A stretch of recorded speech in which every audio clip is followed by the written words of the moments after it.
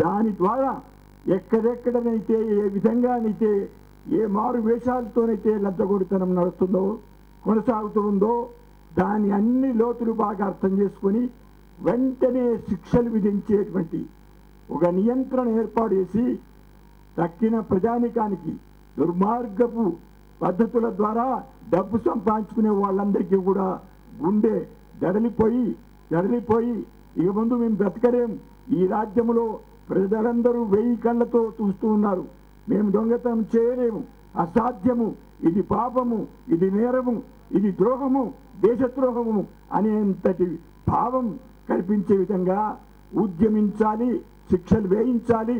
అలాంటప్పుడే ఈ సురాజ్యానికి మార్గం వస్తుంది. కాబట్టి ఈ లోకాయుక్త కావాలనేది మొదటి డిమాండ్తో ప్రారంభిస్తే చివరకు ప్రజలకు సేవలు అందించడం, విద్యా విధానంలో మార్పు తేవడం, ఆరోగ్య విధానంలో మార్పు తేవడం, ప్రజా సేవలన్నీ విధాల ప్రజలకు సేవలు అందించే విద్యుత్ శక్తి పోయిందంటే అడిగేవాడు లేడు, నీరు రావడం లేదంటే అడిగేవాడు లేదు, డ్రైనేజ్ చనిపోయింది అంటే దిక్కు లేదు చెప్పుకుందామంటే, చెప్పిన తర్వాత కూడా ఒకనాడు కాదు కదా, వారం రోజులు కాదు, 15 రోజులు కాదు, అడిగేవాడు సమాధానం చెప్పేవాడు లేడు. ఈ పద్ధతులలో బాధ్యతారహితమైన ఒక అహంభావంతో కూడుకున్న స్వార్థపరుల చేతుల్లో కీలుబొమ్మలుగా ఉన్నటువంటి ఈ ప్రభుత్వ వ్యవస్థలు మారిపోవాలా, తీవ్రంగా మారిపోవాలా, మార్చి పారేయాలా, అది తప్ప ఇంకో మార్గం లేదు అనేది ఒక సంకల్ప బలంతో ముందుకు వచ్చేటువంటి ఉద్యమాన్ని రాష్ట్ర వ్యాప్తంగా దేశవ్యాప్తంగా ఒక సురాజ్య మూవ్మెంట్ ఫర్ గుడ్ గవర్నెన్స్. ఆ గుడ్ గవర్నెన్స్ ఎప్పుడు ఉంటుంది? ఎవడైతే నేరస్తుడు ఉన్నాడో, ఎవడైతే దుర్మార్గుడు ఉన్నాడో వారిని వెంటనే పట్టుకొని శిక్షలు విధించి తగిన శాస్తి చేస్తే మిగతా ప్రజలందరికీ, దుర్మార్గపు ఆలోచన చేసే వాళ్ళందరికీ కూడా భయం వస్తుంది.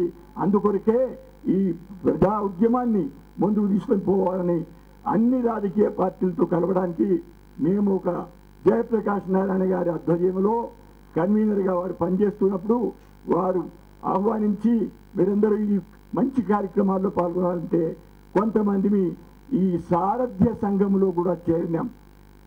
కొన్ని గ్రామాలు తిరిగినారు, కొన్ని జిల్లాలు తిరిగినారు, అలాగే అన్ని జిల్లాలు తిరిగినారు. హైదరాబాద్ పట్టణంలో ఒకటి కాదు చాలా చోట్ల కేంద్రీకరించి యువకులని, యువతులని, మరి బుద్ధిజీవుల్ని, న్యాయశాస్త్ర కోవిదుల్ని, అలాగే అనేక మంది పండితుల్ని, రిటైర్ అయిన అనుభవించినటువంటి అమోఘమైనటువంటి అనుభవం గల మరి పెద్దలందరూ కూడా కలిసి వాళ్ళతో చర్చించి ఈ సురాజ్యం గురించి మీరేమైనా వృతాభక్తిగా కొద్ది గొప్ప చేయూతనివ్వండి అంటే తప్పకుండా జీవించినంత కాలం సహకరిస్తాం, ప్రోత్సాహం చేస్తాం, ప్రోత్సాహం చేస్తాం, మా వంతు కర్తవ్యాన్ని నిర్వహిస్తాం అని అభయం ఇచ్చినారు, శపథం చేసినారు. చాలా ఉత్సాహంగా ఉంది. నాకు స్వయంగా ఈ వయస్సులో 90 ఏళ్ల వయస్సులో నాకు కూడా అపారమైన అమితమైన విశ్వాసంతో నేను మీకు చెప్తూ ఉన్నాను, ఇది సుసాధ్యం. నాది ఒకటే నినాదం, నేను బ్రతికి ఉండగా ఈ సుసాధ్యానికి, ఈ సురాజ్యానికి అవసరమైన లోకాయుక్త కానీ, ఢిల్లీలో కానీ, ఆంధ్రప్రదేశ్లో కానీ ఈ వ్యవస్థ ఏర్పడి తీరాలి, సమస్యలు తీసుకోవాలి, పరిష్కారం చేయాలి. అప్పుడు కానీ నిద్రపోము అనేటువంటి పద్ధతులలో ముందుకు పోతూ ఉన్నాం. ప్రజలందరికీ సేవలు, ఉచిత సేవలు ఇవ్వవలసిన వాళ్ళు ఆఫీసు వెళ్ళి కట్నాలు ఇస్తే, డబ్బులు ఇస్తే కూడా దిక్కు లేదు, అడిగేవాడు లేడు. అందుకొరకే చాలా సులభంగా అడగగానే రిజిస్టర్ చేసుకొని వారం రోజులలో తప్పకుండా, లేక 3 రోజులలో తప్పకుండా మీకు యంత్రాంగం అంతా ఉంది, యంత్రాంగం నిద్రపోతూ ఉంది, అడిగేవాడు లేడు, భయము లేదు. అలాంటి యంత్రాంగానికి బాగా కదలిక తెచ్చి వాళ్ళందరినీ రంగప్రవేశం చేయించి ప్రజల సమస్యలన్నీ కూడా ప్రభుత్వం ద్వారా చెందవలసిన సౌకర్యాలని కూడా క్షణాలలో, రోజులలో జరిగిపోవాలనే విధంగా ఉద్యమించాలి, పోరాడాలి. ఇవన్నీ మార్పు వస్తే తప్పకుండా ప్రజాతంత్రం సాధ్యమవుతుంది ఈ దేశంలో. లేకపోతే ఈ దేశానికి ప్రజాతంత్రం కూడా ఓడిపోయింది, పార్లమెంటరీ డెమోక్రసీ నాశనమైపోయింది, అసెంబ్లీలు దండగైపోయినాయి. అందులో కోటీశ్వరులు కాదు, దొంగతనాలు చేసి, దుర్మార్గాలు చేసి ప్రజల ఆస్తులను కొల్లగొట్టిన వాళ్ళు ఆసీనులై కూర్చున్నారు. ఇంకెక్కడి ప్రజాస్వామ్యం, ఇంకెక్కడి శాస్త్రం, ఇంకెక్కడి న్యాయం అని ప్రజలు తిరుగుబాటు చేస్తున్నారు. నిస్పృహతో, నిరాశతో చాలా ఆందోళన చెందుతూ ఉన్నారు. అప్పుడు కానీ మేమంతా ముందుకు వచ్చి ఇక తెగించి ఏదో ఒకటి సాధిద్దాం అనే పద్ధతుల్లో మేము ముందుకు రావడం జరిగింది. ఇవాళ మనందరి సమక్షములో జయప్రకాష్ నారాయణ గారి ఆధ్వర్యంలో ఈ దళం కూర్చున్నారే, వీరంతా కూడా తప్పనిసరిగా ఈ 3 రోజులు కార్యక్రమాన్ని విజయవంతం చేయాలని, అలాగే జిల్లా వ్యాప్తంగా, రాష్ట్ర వ్యాప్తంగా ఈ ఉద్యమానికి ప్రోత్సాహాన్ని, ప్రోద్బలాన్ని, సంఘీభావాన్ని ప్రకటించాలని కోరుకుంటూ నేను మనసారా జయప్రకాష్ నారాయణ గారి దీక్ష తప్పనిసరిగా విజయవంతం అవుతుంది. రోజుకు 100 కాదు 1000 మందిని ఆకర్షించి ఈ దీక్ష మనందరి దీక్ష, మన తరఫున దీక్ష, మన దేశం యొక్క భవిష్యత్తు శాశ్వతంగా బాగుపడే విధంగా దీక్ష పొందుతున్నారు అని వారిని ఆశీర్వదించే వాళ్ళు ఆశీర్వదించడం, సహకరించే వాళ్ళు సహకరించడం, చేతులతో చేయగలవాళ్ళు చేయగలపడం కాదు, ప్రమాణం చేయడం.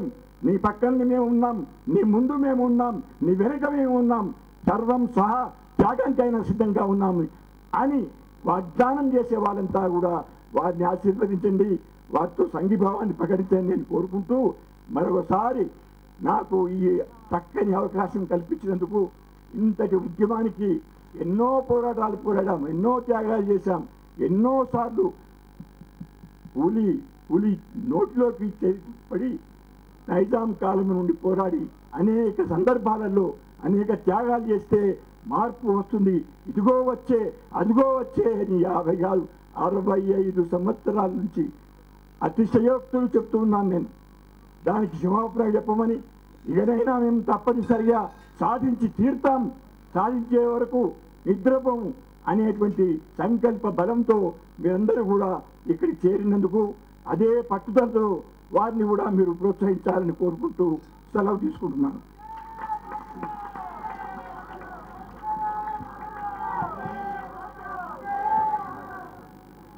ప్రజా ఆలోచన వేదిక తరఫున నాయకులు ఉప్పల గోపాలరావు గారిని కూడా స్టేజ్ మీదకి ఆహ్వానిస్తున్నాము.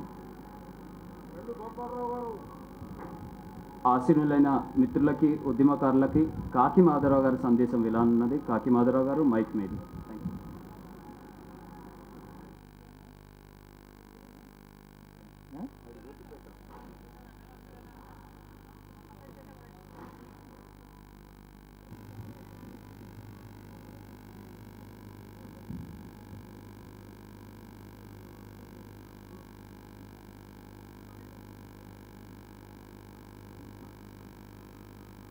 సభకి నమస్కారం. మిత్రులు జయప్రకాష్ నారాయణ గారికి నా శుభాకాంక్షలు. ఈ స్టీరింగ్ కమిటీలో ఉన్న చాలామంది మెంబరు వయసులో రాంగ్ సైడ్ ఉన్నంత చేత వారిలాగా 3 రోజులు దీక్ష చేసే అవకాశం లేదు. కానీ వారి ఆలోచనే మా ఆలోచన, వారి ఆవేదనే మా ఆవేదన, వారి ఆశే మా ఆశ.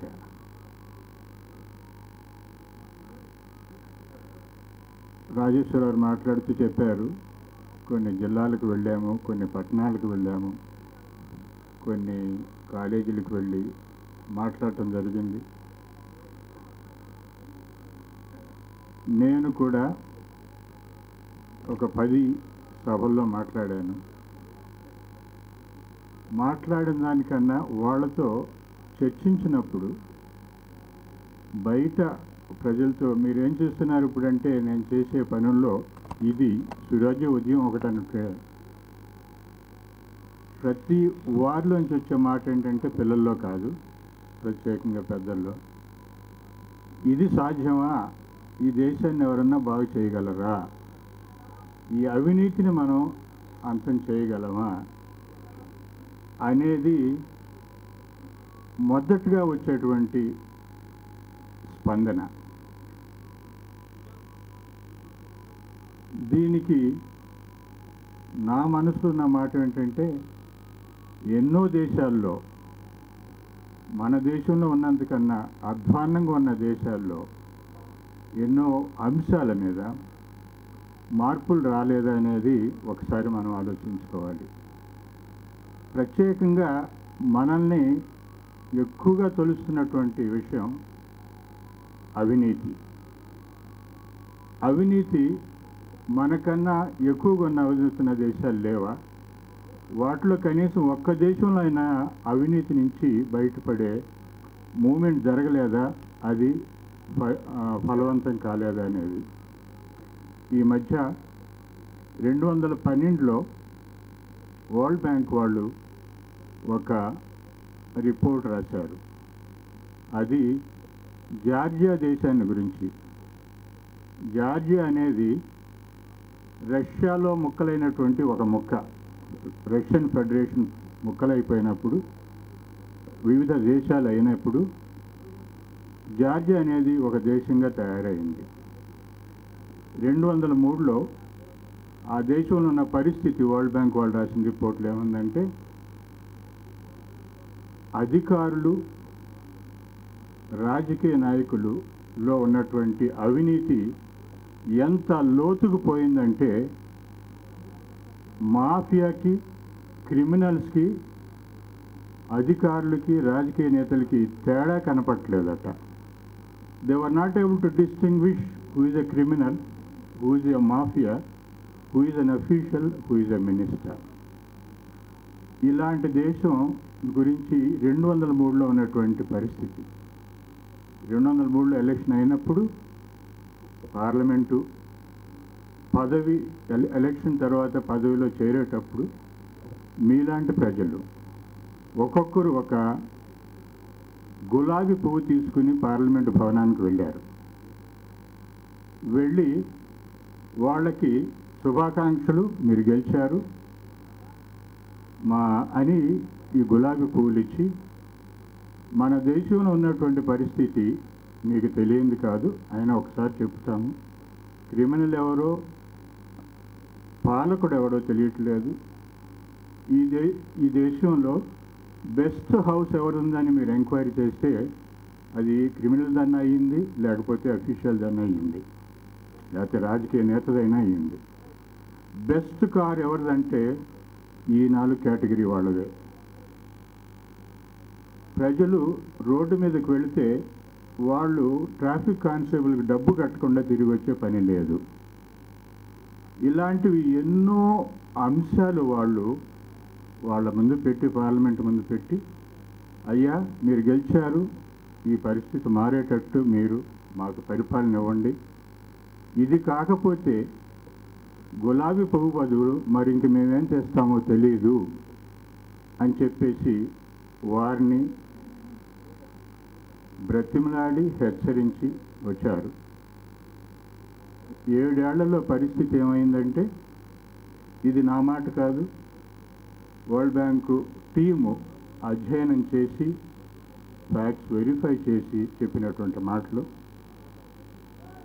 ప్రపంచ దేశంలో అతి తక్కువ అవినీతి ఉన్న దేశాల్లో జార్జియా దేశం అప్పటి నుంచి ఇప్పటి వరకు 2-3 స్థాయిలో ఉంది. అంటే 7 ఏళ్లలో అంత మార్పు అలాంటి దేశంలో వచ్చింది. మన దేశం అందుకన్నా అధ్వానంగా లేదు. మనకు తెలుసు ఎవడు క్రిమినల్లో, ఎవడు అఫీషియల్లో. వాళ్ళని గుర్తించలేనంతగా అధోగతిలో మనం లేము. ఇది ఒక ఎగ్జాంపుల్. దీనికి ఒక రకంగా చెప్పాలంటే, there is a saying, a clap on the mountain caused an avalanche.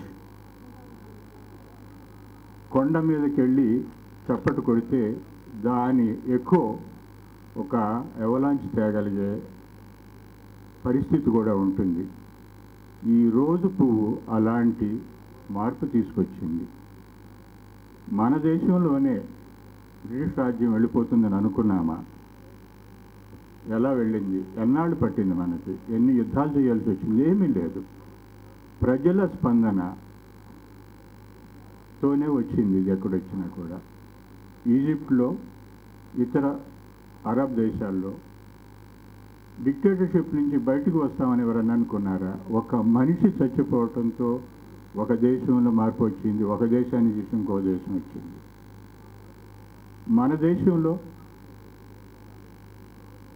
Right to information act ఎలా వచ్చింది?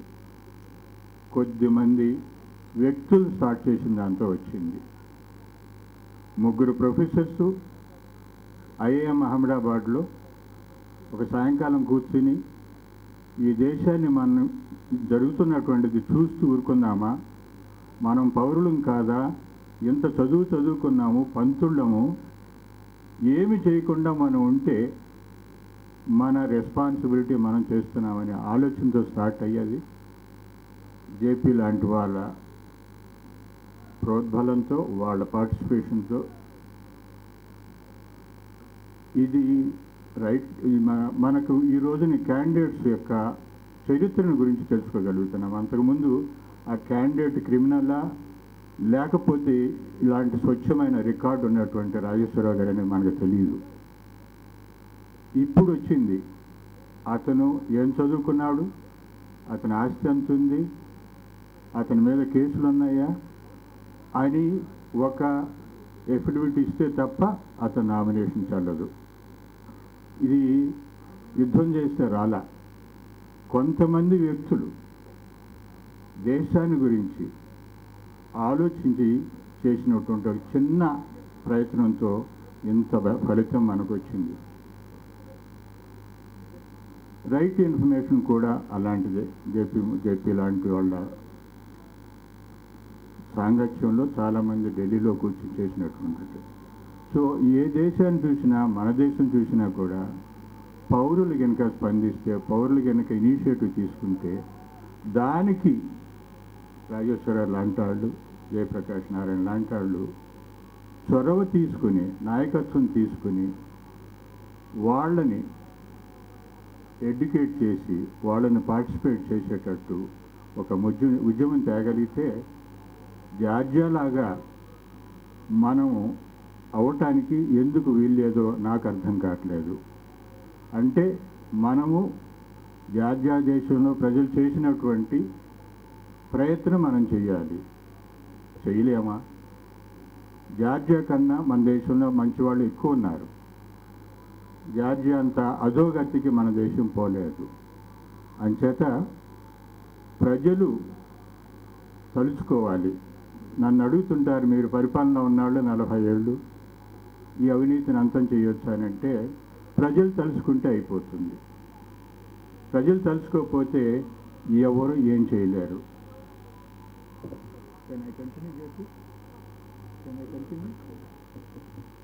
నేను పల్లెటూరు వాడిని, మా ఊరికి తరచు వెళుతుంటాను. ఒక రోజుని మా ఊరిలో అందరికన్నా ఎక్కువ చదువుకుని ఊళ్ళో ఉంటున్న వాళ్ళు, ఎక్కువ చదువుకున్న ఆయన నన్ను ఒక ప్రశ్న అడిగారు. ఏమండి మాధవరావు గారు, మీ చీఫ్ మినిస్టర్ ఏం చేస్తున్నాడండి? మన మున్సబు క్యాస్ట్ సర్టిఫికేట్ ఇవ్వడానికి, ఇన్కమ్ సర్టిఫికేట్ ఇవ్వడానికి 300 రూపాయలు తీసుకుంటున్నాడు, మీ చీఫ్ మినిస్టర్ ఏం చేస్తున్నాడని నన్ను అడిగారు. మా ఊర్లో జనాభా 3000 మంది ఉన్నారు. ఆ 3000 మందిని ఆ మున్సబుని నిలదీయలేకపోతున్నారు. ఇలాంటి గ్రామాలు 30,000 పైన ఉన్నాయి. మరి ఆ 30,000 పైన ఉన్నటువంటి గ్రామాల్లో చీఫ్ మినిస్టర్ పోయి ఆ మున్సబ్ని, లేకపోతే అలాంటి చిన్న అధికారిని పట్టుకోగలడా? అవినీతిని అంతం చేయగలడా? మన ప్రజలు ఇలా అనుకుంటే, మీరు 3,000 మంది ఒక్క ఆఫీసర్ని, మీరు చిన్న పెట్టి ఆఫీసర్ని నిలదీసి సెంటర్కి పిలిచి, ఏమయ్యా మా ఊరు వాడు నువ్వు, వీళ్ళు సర్టిఫికేట్కి వచ్చేవాళ్ళు పేదవాళ్ళు, వాళ్ళ దగ్గర డబ్బు అడుగుతున్నావు, ఇది చెయ్యొద్దు అని మర్యాదగా చెప్పండి. 10 మంది చెప్పండి, వినకపోతే 100 మంది చెప్పండి. అక్కడితో ఆగిపోతాడు. మీరు చెయ్యరా పని చీఫ్ మినిస్టర్ చెయ్యాలని అంటే ఇది ఎంతవరకు మన పౌర సమాజం యొక్క బాధ్యత నిర్వహిస్తున్నాం అనేది మనం ఆలోచించాలి. అంచేత ప్రజలు మున్సబుని లేకపోతే విలేజ్ ఆఫీసర్ని లంచం తీసుకుంటున్నప్పుడు అడగకుండా ఉంటే ఈ రాష్ట్రాన్ని, ఈ దేశాన్ని ఎవరు బాగు చేయలేరు.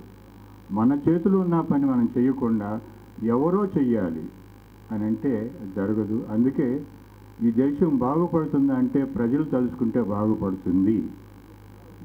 ఈ ప్రజలు తలుచుకోకపోతే ఈ దేశం బాగుపడదు, ఇంతకన్నా దరిద్రమైన పరిస్థితికి వెళ్ళిపోతుంది. ఇది ఈ స్వరాజ్యం యొక్క ఉద్దేశం. ఏంటంటే ప్రజల్లో ఇలాంటి విషయాలు చెప్పి వాళ్ళ స్పందన కలిగజేసి వాళ్ళ నుంచి కింద నుంచి పైకి, పైనుంచి కిందకి మనం చేయడం అనేది అదొక పద్ధతి. అది చేయడానికి అధికారం ఈ రోజుని ఈ రాష్ట్రంలో కాదు, ఏ రాష్ట్రంలో ఇంతే పని. అవినీతిని అంతం చేయాలంటే ఒక చీఫ్ మినిస్టర్ చేతిలో తప్ప ఇంకెవరి చేతిలో లేదు. చీఫ్ సెక్రటరీ చేతిలో లేదు, సెక్రటరీ చేతిలో లేదు, మంత్రుల చేతిలో లేదు, ఒక్క వ్యక్తి చేతిలో ఉంది. ఆల్ ఇండియా లెవెల్లో ఒక ప్రైమ్ మినిస్టర్ చేతుల్లో ఉంది. ఆయన చేయొద్దనుకుంటే ఎవరేం చేయలేరు. కానీ ఆయన చేయడానికి చాలా ఇబ్బందులు ఉన్నాయి. నేను చీఫ్ మినిస్టర్ అయితే నా ఎమ్మెల్యేలు నాతో ఉండాలి, నా మంత్రులు నా మీద ఎదురు తిరగకుండా ఉండాలి. వాళ్ళ మీద నేను యాక్షన్ తీసుకుంటే వాళ్ళు ఎదురు తిరుగుతారు, భయపడతాను. మా వాళ్ళని కొంత లీనియన్స్ ఇస్తాను. కానీ అదే కనుక ఒక ఇండిపెండెంట్ ఏజెన్సీ కానివ్వండి, ఒక వ్యక్తికి కానీ ఈ పవర్ ఇస్తే ఎలా ఉంటుందో అని చెప్పేసి మన ప్రక్క రాష్ట్రం కర్ణాటకలో కనపడుతుంది. లోకాయుక్త అనేది ప్రతి రాష్ట్రంలో ఉంది, మన రాష్ట్రంలో ఉంది, కర్ణాటకలో కూడా ఉంది. మరి కర్ణాటకలో ఉన్నటువంటి లోకాయుక్త 3 చీఫ్ మినిస్టర్ మీద ఛార్జ్ షీట్స్ ఫైల్ చేస్తున్నారు. ఎంతోమంది అధికారుల మీద కూడా యాక్షన్ తీసుకుంటున్నారు. ఆయనకి ఆ పవర్స్ ఇచ్చాము, మనం పవర్స్ ఇవ్వాల. ఊరికే ఒక సిస్టమ్, ఒక ఏజెన్సీని పెట్టాము, ఒక వ్యక్తిని అక్కడ పెట్టాము. ఆయన రికమెండ్ చేస్తారు. ఆ రికమెండేషన్ నేను చీఫ్ మినిస్టర్గా ఉన్నప్పుడు నా దగ్గరికి వస్తే పక్కన పెట్టేయండి అంటాము. ఎన్నో కేసులు ఇలాంటివి అవినీతి కేసులు సీఎం దగ్గరికి పోయినప్పుడు ఒక జోక్ ఏంటంటే, మాకు తెలిసినటువంటి ఇంటర్నల్ విషయాలు, ఇతని మీద యాక్షన్ తీసుకోవాలని ఏసీబీ కానీ, లోకాయుక్త కానీ, విజిలెన్స్ డిపార్ట్మెంట్ కానీ, విజిలెన్స్ కమిషనర్ కానీ రికమెండ్ చేస్తే అక్కడ అతని గురించి ఒక 10 మంది ఎమ్మెల్యేలు, 10 మంది మినిస్టర్లు ఒక సిఫారసు తీసుకుపోయి ఇతను మనవాడండి, యాక్షన్ తీసుకోవద్దని అంటే, చీఫ్ మినిస్టర్ చేసేటువంటి స్టాండర్డ్ పద్ధతి ఏంటంటే, మనం ఊరగాయ పడతామండి, మామిడికాయ ఊరగాయ పడితే ఏడాది ఉంటుంది, ఆ ఫైల్కి ఊరగాయ పెట్టేస్తారు, అంటే అది బయటికి ఎప్పుడు రాదు. So we call it as pickling A file which is something which is very necessary, ప్రజల కొరకు మంచిది అది. కానీ రూలర్గా నాకు ఇబ్బంది, నా సపోర్టర్స్కి ఇబ్బంది అంటే పక్కన పెట్టేస్తాను. అంచేత ఈ లోకాయుక్త అనే చట్టం తేవాలి. పక్క రాష్ట్రంలో ఉంటే మన రాష్ట్రంలో ఎందుకు తేము అని అడిగితే వద్దు అనడానికి చీఫ్ మినిస్టర్ 2 కారణాలు ఇవ్వగలుగుతాడు మనకి. ఒకటి, మన రాష్ట్రంలో అసలు అవినీతి లేదు, లోకాయుక్తకి పవర్స్ ఎందుకని చెప్పాలి. లేదంటే ఉన్న అవినీతి ఇంకా పెరగాలి, దీన్ని ఏ రకంగా మనం అడ్డుకట్ట వేయకూడదని చెప్పాలి. చెప్పగలరా ఎవరన్నా? కనీసం పబ్లిక్గా చెప్పగలరా?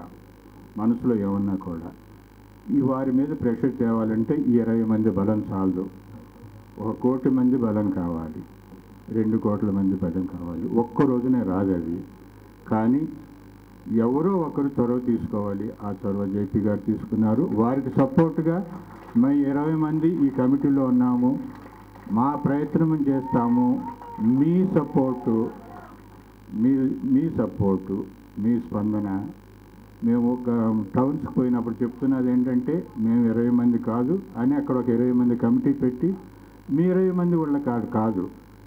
కొన్ని చోట్ల వాళ్ళు ఏమన్నారంటే, వారానికి 2 రోజులు ఒక్కొక్క మెంబరు ఒక గ్రామానికి వెళ్ళి, నేను ఇప్పుడు చెప్తున్నదే ఆ గ్రామంలో చెబితే అది అలా ఒక అలల్లాగా ప్రయాణించే అప్పుడు ఈ అవినీతి అనే ఒక దీన్ని మనం ముంచేయగలుగుతాము, దాన్ని పాతిపెట్టగలుగుతాము.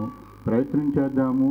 జేపీ గారు ఈ కమిటీ యొక్క ప్రయత్నానికి మీరు మద్దతు ఇవ్వండి అని చెప్పి నేను మనవి చేస్తూ సెలవు తీసుకుంటున్నాను. నమస్కారం.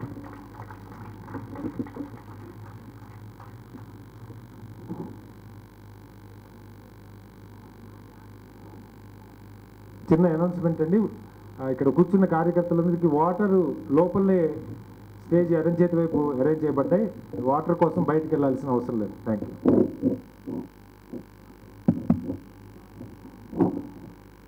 ఇప్పుడు రాజకీయ పార్టీ నాయకుల సందేశాలు విందామండి.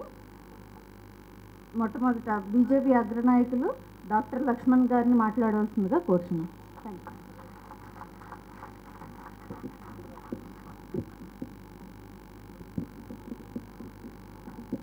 సభకు నమస్కారం. ఈరోజు స్వరాజ్య ఉద్యమ జన చైతన్య దీక్షలో భాగంగా డాక్టర్ జయప్రకాష్ నారాయణ గారి యొక్క నేతృత్వంలో 3 రోజుల దీక్ష వారు చేపట్టినందుకు వ్యక్తిగతంగాను పార్టీ పరంగాను కూడా వారిని హృదయపూర్వకంగా అభినందిస్తూ సంపూర్ణమైనటువంటి సాంఘీభావాన్ని మద్దతు తెలుపుతూ వేదిక మీద ఆశీనటువంటి స్టీరింగ్ కమిటీ సభ్యులు, పాత్రికేయ మిత్రులు, సోదర సోదరిమణులు, 65 సంవత్సరాల స్వాతంత్ర అనంతరం సురాజ్య స్థాపన కోసము దీక్షలు చేపట్టేటువంటి పరిస్థితి కొనసాగుతూ ఉన్నదంటే మనం అందరం కూడా ఒకసారి ఆత్మ పరిశీలన చేసుకోవాల్సిన అవసరం ఉంది. బ్రిటిష్ బానిస సంఖ్యల నుంచి విముక్తి పొందినప్పటికీ, స్వాతంత్రం సిద్ధించినప్పటికీ మనం ఇంకా స్వతంత్రులము కాలేకపోయేటువంటి ఆవేదన ఈరోజు సర్వత్రా కూడా వ్యక్తమవుతూ ఉన్నది. స్వరాజ్య స్థాపన కోసము పెద్దలు ప్రస్తావించినటువంటి అంశాలు. డాక్టర్ జయప్రకాష్ నారాయణ గారు ఈ ఉద్యమానికి సారథ్యం వహిస్తూ గత కొన్ని మాసాలుగా పరిశీలిస్తూ ఉన్నాం. ఏ అంశాలైతే ప్రధానంగా ప్రస్తావనకు వస్తూ ఉన్నాయో స్వరాజ్య స్థాపన కోసం, ముఖ్యంగా లోకాయుక్త లాంటి ఒక పగడ్బందీ సమగ్రమైనటువంటి సంస్థ ఏర్పాటు విషయంలో అయితేనేమి, అవినీతిని రూపుమాపడానికి వ్యవస్థలో అంతర్భాగమైనటువంటి ఈరోజు రాజకీయ క్షేత్రాలైతేమి, జ్యుడిషియరీ అయితేమి, పాలనా విభాగాలైతేమి, వీటన్నిటిలో కూడా పేర్కొపోయేటువంటి అవినీతిని రూపుమాపడానికి ప్రజలు చైతన్యం కావాల్సిన అవసరం ఉందనే విషయాన్ని చాలా స్పష్టంగా చెప్పడం జరుగుతుంది. ప్రధానంగా రాజకీయాల్లో అవినీతిని నిర్మూలించితే కానీ వ్యవస్థలో మార్పు రాదనేది ఏదైతే ప్రజల్లో ఈరోజు ఒక ఆవేదన ఏదైతే కలుగుతూ ఉన్నదో ఆచరణలో మాత్రం వచ్చేసరికి అమలుకు నోచుకోలేకపోతుంది. అందుకనే ఈ ఉద్యమం సందర్భంగా ప్రస్తావనకు వచ్చేటువంటి ప్రధాన అంశం ఈరోజు ఎన్నికల సంస్కరణలు. రాజకీయాలు ఈరోజు ఎవరి చేతుల్లో కొనసాగుతున్నాయంటే వాస్తవంగా అక్రమంగా సంపాదించినటువంటి డబ్బు కానివ్వండి, నల్లధనం ఈరోజు రాజకీయాలను శాసించే పరిస్థితి వస్తూ ఉన్నదంటే ఇది ప్రజాస్వామ్య మనుగడకే ఒక ప్రశ్నార్థకంగా మారేటువంటి పరిస్థితి. ఈరోజు పార్లమెంటులో, చట్టసభల్లో కోట్లకు పడగలెత్తినటువంటి వ్యక్తులు, కార్పొరేట్ సంస్థల అధిపతులు చట్టాలు చేసేటువంటి సభల్లో ప్రజల యొక్క మనోభావాలకు భిన్నంగా ఈరోజు చట్టాలు రూపొందబడుతున్నాయంటే ప్రధానంగా ఈరోజు రాజకీయాల్లో, ముఖ్యంగా ఎన్నికల్లో సంస్కరణలు అనేకం రావాల్సిన అవసరం ఉంది. ఈ సందర్భంగా ప్రస్తావనకు వస్తున్నటువంటి ఈ దామాషా పద్ధతి మీద చర్చ ఇంకా వేగవంతం కావాల్సిన అవసరం ఉంది. లేదా ఈరోజు ప్రజాస్వామ్యానికి బదులుగా ధనస్వామ్యం అనేది అయితే కొనసాగుతుందో దానిని నిజంగా ఎదుర్కోవాలంటే దామాషా పద్ధతి అనేటువంటి ఏదైతే అంశం ఈరోజు ప్రస్తావనకు వస్తుందో అందులో ఉన్నటువంటి మంచి చెడులను కూడా బేరీజు వేసుకొని దాని మీద కూడా చర్చ జరగాల్సిన అవసరం ఉంది. జ్యుడిషియరీలో కూడా ఈరోజు సంస్కరణలు రావాల్సిన అవసరం ఉంది. పాలకుల యొక్క ప్రభుత్వాల యొక్క ఈరోజు అజమాయిషీలో కొనసాగేటువంటి వ్యవస్థ ఏదైనా కానీ ఖచ్చితంగా ఈరోజు అనేకమైనటువంటి అనుమానాలకు ఈరోజు తావులు వస్తూ ఉన్నది. అందుకనే జ్యుడిషియరీలో కూడా అనేకమైనటువంటి మార్పులు రావాలి. ఇటువంటి మార్పులు రావాల్సిన ప్రస్తుత పరిస్థితిలో మరి ఇంతకుముందు చెప్పినట్టుగా ప్రజలు చైతన్యవంతం కావాలి. ప్రజలు చైతన్యం చేయడానికి చేపట్టేటువంటి ఉద్యమంలో భాగస్వాములు అవుతున్నందుకు మనం గర్వం పడుతున్నప్పటికీ ఇది సాధ్యమా అనేటువంటి అంశం ప్రస్తావించినప్పుడు ప్రజలు అనుకుంటే సాధించదంటూ ఏమీ లేదనే దానికి ఈరోజు అనేకమైనటువంటి ఉదాహరణలు ఈరోజు మనం చూస్తూ ఉన్నాం. అనేక దేశాల్లో ఈరోజు విప్లవాత్మకమైనటువంటి మార్పులు ప్రజా ఉద్యమాల ద్వారా సంస్కరణలు వస్తూ ఉన్నాయి, మార్పులు వస్తూ ఉన్నాయి. అది భారతదేశంలో కూడా రావాల్సిన అవసరం ఉన్నది. ఈరోజు దేశం మొత్తం మీద కూడా అవినీతికి వ్యతిరేకంగా ఉద్యమాలు జరుగుతున్నప్పుడు పెద్ద ఎత్తున ఈరోజు ప్రజలు భాగస్వాములు అవుతున్నప్పటికీ ఈ ప్రజల యొక్క భాగస్వామ్యం ఒక నిర్ణయాత్మకమైన శక్తిగా రూపొందకపోవడమే ఈరోజు ఈ యొక్క అనర్థాలకు దారితీస్తూ ఉన్నది. ఈరోజు చెప్పుకునేటువంటి ఈ ప్రజాస్వామ్య వ్యవస్థలో ఈ పార్లమెంటరీ డెమోక్రటిక్ ప్రాసెస్లో 150 మంది ఎన్నికలకు దూరంగా ఉంటూ రాజకీయాలంటే రాజకీయ నాయకులంటే పూర్తిగా ఒక కుళ్ళిపోయిన వ్యవస్థగా భావిస్తూ వాటికి దూరంగా ఉండడం అంటే అటువంటి వ్యవస్థను ప్రోత్సహిస్తున్నటువంటి వాళ్ళగా మనం భావించాల్సి వస్తుంది. అందుకని ఎప్పటి వరకు అయితే